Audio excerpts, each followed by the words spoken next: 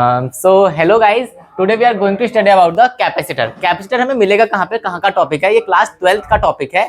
Class 12th में जो हमारा सेकंड चैप्टर है पोटेंशियल एंड कैपेसिटेंस, उसमें दो टॉपिक्स है, एक पोटेंशियल जो कि एकदम ही सेपरेट टॉपिक है और एक कैपेसिटेंस जो एकदम सेपरेट टॉपिक है। तो आज हम उसमें कैपेसिटेंस के बारे में पढ़ने जा रहे हैं। अब कैपेसिटर और कैपेसिटेंस में क्या डिफरेंस है। जो हमारा कैपेसिटर है वो एक डिवाइस होता है जो एनर्जी को स्टोर करता है, और वो जो एनर्जी स्टोर करने की उसकी एबिलिटी है, कैपेबिलिटी है, उसको हम कैपेसिटेंस बोलते हैं। अगर हम सिंबल की बात करें उस डिवाइस की, तो सिंबल कुछ ऐसा होता है। अब ये दो लाइन होती है वो इक्वल होती है, नीचे से और ऊपर से भी लाइन जो होती है वो इक्वल होती है, क्योंकि अगर ये इक्वल नहीं होंगी तो ये एक बैटरी का सिंबल हो जाएगा, सेल का सिंबल हो जाएगा। अब ये हमारे पास दो तरीके के सिंबल में यूज होता है, एक हमारा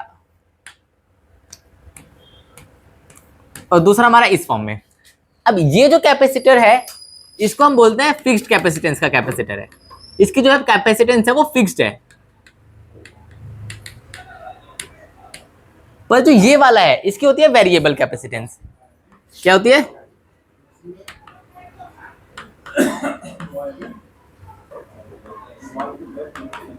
वेरिएबल कैपेसिटेंस। कैपेसिटेंस एक डिवाइस है तो कुछ काम करता होगा, किसी काम आता होगा। किस काम आता है? कैपेसिटेंस एनर्जी स्टोर करने का काम आता है। अब एनर्जी स्टोर करने के बैटरी भी काम आती है। तो आज हमें बेसिकली यही देखना है कि ये बैटरी से किस तरीके से डिफरेंट है। चलो, if I compare it with the battery and capacitor,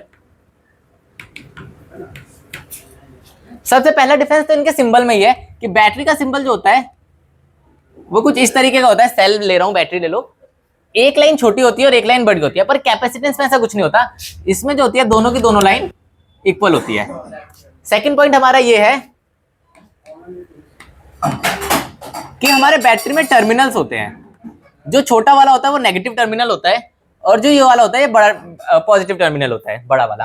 पर इसमें ऐसा कुछ नहीं होता, इसमें कोई टर्मिनल नहीं होते, इसमें दोनों के दोनों टर्मिनल फ्री होते हैं। इसमें कभी पॉजिटिव चार्ज आ सकता है, इस पर नेगेटिव आ जाएगा, और वाइस वर्सा भी हो सकता है, डिपेंडिंग अपॉन कि हमने उसको किस टर्मिनल से कनेक्ट करा है। समझ में आया? ठीक है।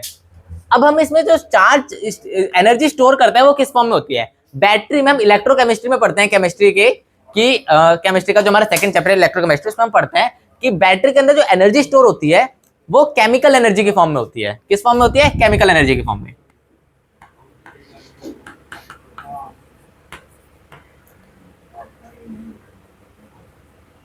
पर यहां पे जो हमारी कैपेसिटर में एनर्जी स्टोर होती है वो किस फॉर्म में होती है? वो होती है इलेक्ट्रिक फील्ड्स के फॉर्म में। ये जो हमारी प्लेट्स है पॉजिटिव से नेगेटिव की तरफ एक इलेक्ट्रिक फील्ड लाइन इकट्ठा हो जाती है, इसी को हम एनर्जी स्टोर्ड बोलते हैं। तो इसमें इलेक्ट्रिक फील्ड लाइंस जो है